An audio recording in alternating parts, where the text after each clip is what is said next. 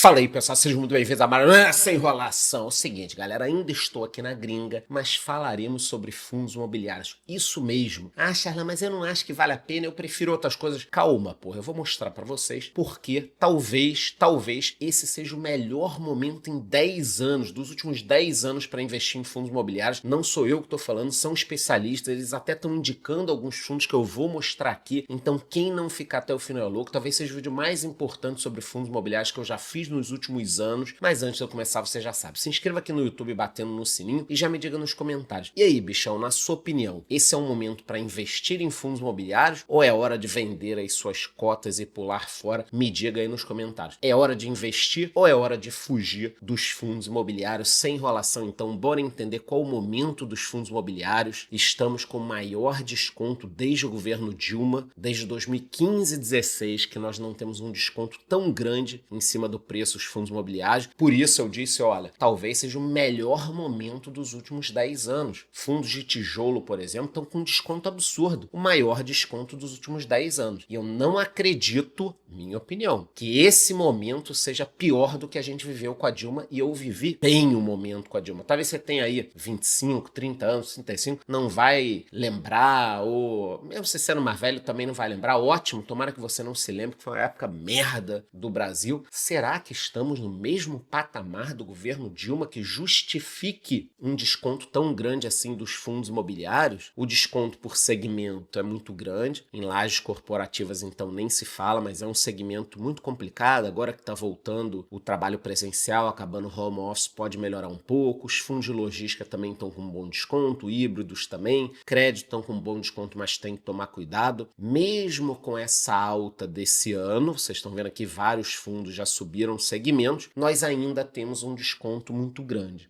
Então, o momento é um momento de desconfiança de um lado, todo mundo desconfiado, com medo e tal, mas o desconto, o preço, justificaria um investimento, não é nenhuma recomendação. Por que que mesmo com o mercado em baixa, os fundos ainda estão com desconto? Uma coisa que poderia justificar é essa nova taxação que o governo está fazendo. Então, o governo vai taxar especificamente os fundos imobiliários, mas vai taxar o dinheiro que a gente recebe em geral. Então, ele achou uma forma de fazer uma taxação. A taxação dos fundos imobiliários ela não vai ocorrer direto. O Haddad já disse que não vai ter uma taxação dos fundos imobiliários especificamente, nem dos fiagros, que são os primos dos fundos imobiliários. Eu gravei um vídeo recente falando sobre toda a taxação, qual a minha opinião. Então, os fundos continuam atrativos? Esse é o grande ponto. Com taxação, sem taxação, eles continuam atrativos? Olha, eles podem até ficar mais atrativos. Eu acho que pode ter um novo público olhando para os fundos imobiliários nos próximos anos. A Selic está subindo, então essa retomada deve ficar para 2026, talvez 2027, que deu um tempo para a gente comprar. Por quê? Porque na última reunião a Selic subiu. Deve ter mais uma alta agora. Então esse impacto da Selic a 14,25 está chegando agora nos fundos imobiliários. Deve ter mais um impacto. A gente sabe que a Selic subindo acaba derrubando as cotas dos fundos imobiliários e o contrário também acontece. Quando a Selic começar a cair, provavelmente as cotas dos fundos imobiliários subirão. Isso é o que sempre vem acontecendo. Eu estou correndo porque eu sei que vocês já entendem o que eu estou falando. Então,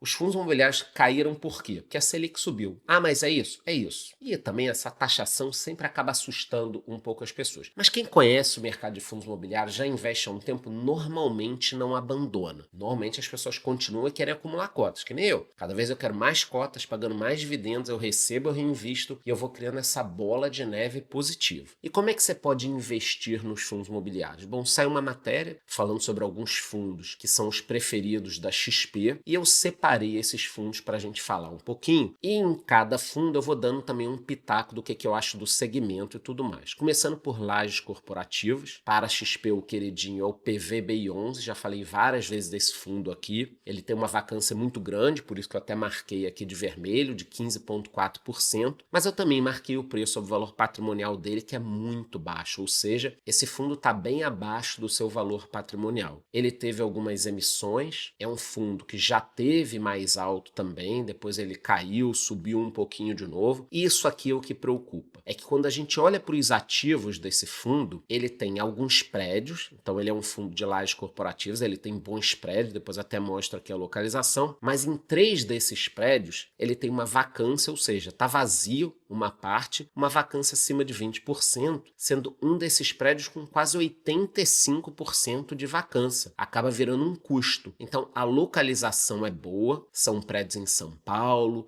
em boas ruas, em boas condições, mas eles estão com parte vazias. Esse é o grande ponto. Será que esse retorno do home office para o trabalho presencial é uma armadilha dos capitalistas que estão perdendo dinheiro com fundos imobiliários? Para com isso, cara. Porra, quem acredita nisso acredita em terra plana, em Ratanabá, ou que tem coisa debaixo das pirâmides. Pô, debaixo das pirâmides até pode ter, que estão falando aí, mas eu não li a matéria direito. Agora, acreditar que as empresas estão querendo que as pessoas voltem para o presencial por causa do preço dos fundos imobiliários, cara, isso é uma teoria da conspiração assim absurda. Os reptilianos que estão querendo isso. Para com isso, cara. A verdade é que as empresas perceberam o impacto do home office, do híbrido, do presencial. E eu não tenho medo de falar, tá? Na minha opinião, o melhor de todos é o modelo híbrido. Parte home office e parte presencial. É a minha opinião, tá? Não venha me xingar, pode até colocar nos comentários a sua opinião. Você acha melhor home office, híbrido, presencial? Mas o impacto foi grande no início realmente dos fundos imobiliários. Agora, pode ser que com a volta para o presencial, não é a meta dos investidores das empresas, mas a gente pode ter esse efeito colateral do bem, que é o aumento do valor dos fundos imobiliários de lajes corporativas como esse daqui, que é o PVBI11. Ele no passado tinha Prevent Senior como um locatário muito importante, com 50% da receita, e já caiu bem porque eles compraram novos ativos. O principal indexador é o IPCA, a inflação está alta, então isso acaba sendo bom para o fundo também. Cada prédio tem uma composição de receita, a gente tem que tomar cuidado com aquela receita lá que ele não recebe. Tem um pouco também de receita garantida aqui, um dia eu falo melhor no vídeo, mas não uma receita muito alta que vai ter um impacto gigantesco nisso daqui, uma renda mínima garantida, tá? No último mês pagou 0,65 e nos últimos 12 meses pagou 9,29%. Eu vou repetir, 9,29%. Então isso aqui me incomodou. Eu até marquei de vermelho, que é o yield em um mês. 0,65 eu acho muito pouco. Depois, os especialistas recomendaram da área logística o BTLG11. Já falei algumas vezes dele aqui. Eu destaquei o preço sobre valor patrimonial e a vacância como 2 pontos positivos. Então, esse fundo está abaixo do seu valor patrimonial e a vacância é muito pequena. É um fundo com 34 imóveis, quer dizer, ele é diversificado, você não vai correr o risco se der problema em um imóvel. Deem uma olhada aqui, ó, eu peguei essas informações no relatório gerencial. Vocês podem ver que o maior imóvel tem uma participação de quase 10% na receita do fundo. Então, 34 imóveis. Deu problema num galpão, Deus me livre, cara, você vai ter uma queda de até 10% na receita. A gente já viu aqui, lá naquele outro fundo que tinha uma baita receita dependendo dos correios,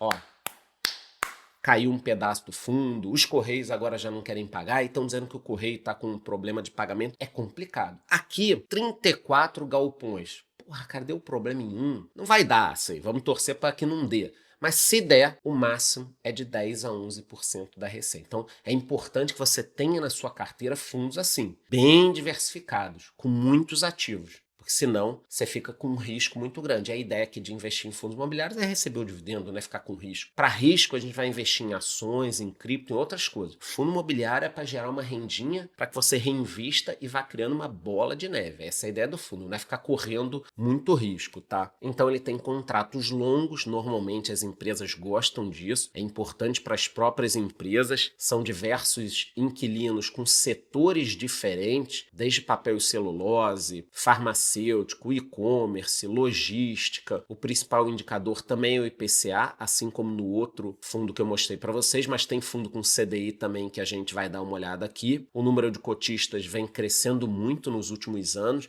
Isso é normal, não? Esses fundos de logística acabaram crescendo muito. A alavancagem que ele tem deve cair nos próximos anos, apesar de que muitos fundos desse acabam sempre buscando uma alavancagem para comprar novos imóveis, e esse fundo já está bem melhor que aquele último. Ele pagou 0,80 no último mês e 9,59 nos últimos 12 meses. Depois nós temos um fundo de shopping, que é o XPML11, recomendado pela XP. Então acaba sendo um negócio meio... XP recomendou um fundo de shopping aqui. Adivinha que fundo? XPML. Mas tudo bem, vou falar porque tá lá na matéria recomendado por eles. O preço também está bem abaixo do seu valor patrimonial, 0,85, e pagou um yield muito interessante, 11% nos últimos 12 meses, sem impostos, tem que lembrar disso. Conforme o segmento dele, ele investe majoritariamente em shoppings, em imóveis, 91,4%, são diversos shoppings, então a mesma coisa que eu falei do fundo de logística. Eu gosto quando o fundo imobiliário tem muitos ativos, se der problema nenhum, você não vai ter uma queda muito grande. 75% desses shoppings estão localizados no Sudeste, depois temos 14% no Nordeste, 7% no Norte e 5% no Sul. Isso é interessante porque São Paulo e Rio realmente concentram muita renda, tem muito negócio. Você pode também no relatório gerencial, se quiser, dar uma olhada em como estão as vendas das mesmas lojas, o aluguel nas lojas, o estacionamento. Normalmente você tem vários indicadores operacionais no relatório. Eu recomendo que você dê uma olhadinha antes de investir. No último mês pagou 0,92 e nos últimos 12 meses 11%. Teve até uma matéria falando do faturamento, que ele mantém dividendos, destacou alta nas vendas. Isso é bacana você acompanhar o fundo que você investe. Agora a gente vai falar sobre o próximo, que é um fundo de recebíveis, KNCR11. Eu conheço bem esse fundo, que eu tenho ele na carteira do canal há bastante tempo. Ele tem mais de 7 bi em valor de mercado e está no seu preço justo. Isso aqui é complicado. Então trago como destaque para vocês esses quase 8 bilhões de patrimônio líquido, que é bastante coisa, só que é o único fundo dessa lista. De todos os fundos que eu estou falando aqui, eu estou correndo para que a gente não passe os tradicionais 4 a 5 minutos. De todos os fundos que eu estou trazendo aqui, esse não está barato. Mas eu sei porque ele não está barato. Vocês vão ver quanto ele está pagando. E ele também tem como indexador o CDI. O CDI vem subindo, está alto nos últimos 2 a 3 anos, está subindo, vai subir de novo e deve ficar alto mais 2, 3 anos. Então, não é um fundo que vai ter um desconto muito grande, a não ser que ele tenha papéis com problema no meio. Aí não dá para garantir, mas é um fundo muito grande, de uma instituição boa, não é nenhuma recomendação, mas eu tenho ele há bastante tempo. Vocês estão vendo aqui, 94,7% desse fundo, 94,7% é indexado pelo CDI. O CDI tá alto pra cacete, tá subindo. A Selic tá subindo. Então acaba sendo um fundo com muita liquidez. Vamos dar uma olhada aqui, ó. No mês passado foi transacionado um volume de 280 milhões, correspondente a uma média de aproximadamente 12 milhões por dia de negociação. Então é um fundo que dá uma liquidez interessante. Vou explicar melhor. 12 milhões por dia de negociação. Se eu quiser comprar 10 mil, 20 mil, 50 mil desse fundo, eu não vou mexer no preço. 500 mil, 400 mil até vai. Agora, se eu comprar ou vender um fundo com uma baixa liquidez, eu tenho que fazer isso aos pouquinhos. Porque senão, se eu fizer uma compra grande, o preço da cota sobe muito. E aí, na hora que eu quiser vender, também vai ser difícil vender. Então, é importante para o investidor, principalmente quando ele vai ficando maior, ter fundos com liquidez. Se não é o seu caso ainda, um dia eu espero que seja o seu caso, de ter fundos com liquidez, senão você não vai conseguir comprar e vender quando você quiser. Ou, na hora que você for vender uma parcela grande, você vai derrubar o preço do seu próprio fundo, atrapalhando as suas vendas. Então esse é um fundo com uma boa liquidez e venceu na categoria de fundo imobiliário de papel na premiação Outliers Infomoney. É um fundo muito conhecido, conforme eu disse, está aqui o pulo do gato. Por que a cota dele não cai? Porque ele pagou no último mês 1,04 e nos últimos 12 meses 11,56 sem impostos. Ah, mas eu tenho um CDB aqui, eu tenho não sei o quê, eu tenho não sei o quê, que paga 100% disso, que pagou 11%, que pagou 12%. Tá, mas e o imposto, meu amigo? Você está fazendo a conta certinho? Porque aqui, por enquanto, um beijo, Haddad aí, que acompanha os vídeos, por enquanto é sem impostos. Dividendo líquido na veia. Recebeu, já reinvestiu. Recebeu, reinvestiu. Recebeu, reinvestiu. Então, nesse ponto, fica um negócio meio imbatível. E, para fechar aqui essa lista de fundos, nós temos um FOF, que é um fundo de fundo, tá? Ele vai investir em outros fundos imobiliários, que é o RBR F11. Não me recordo de ter falado desse fundo aqui, apesar dele ter mais de 100 mil cotistas. Tá bem abaixo do seu valor patrimonial, 0,79, é um preço interessante, vamos dar uma olhada, porque ele também está pagando bem. Pagou 12% nos últimos 12 meses. Vamos olhar aqui, como portfólio, ele tem